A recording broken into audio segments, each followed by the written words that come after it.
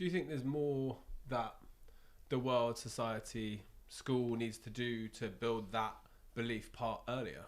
Well, I think the whole school system needs to be completely renovated. It's totally wrong at the moment. Then it starts off at the very beginning. My 5-year-old who went to school, the first thing they ask in his first day at school is, what do you want to be when you grow up?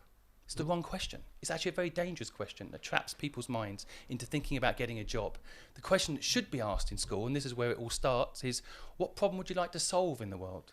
That's the question I asked my son. He wants to stop the next big extinction. So he's obsessed at 6 years old, he's 6 now, with David Attenborough and how the world is overheating. He's interested in that subject because he wants to save the planet. And he could have 6 or 7 different careers doing that. He could do lots of different things, jobs, to achieve that goal. But kids aren't asked the right question, in my opinion, because 100 years ago, the school system was designed by Henry Ford and Carnegie to get people to go on 2 holidays a year, buy a car, but go back to the factory. That meant that they had security.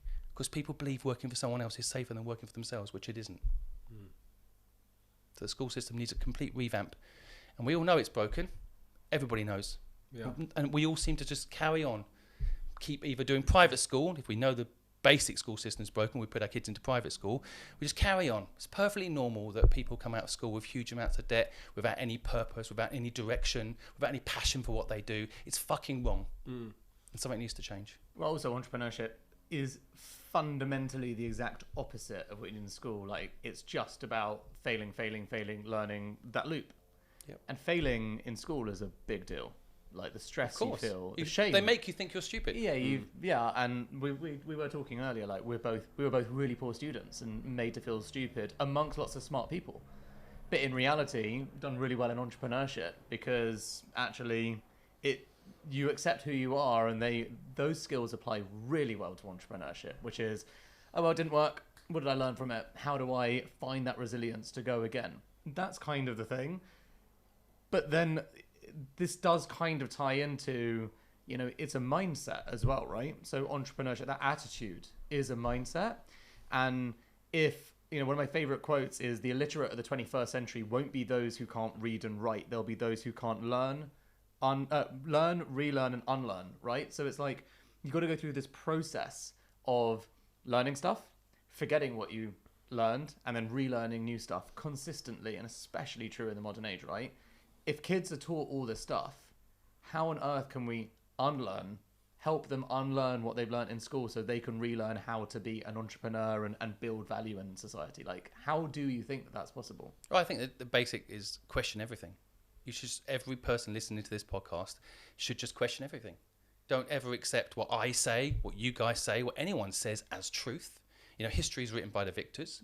There's obviously things written that are not necessarily true. There's someone's version of truth. So I think it starts with that, right? Just don't accept what you're told.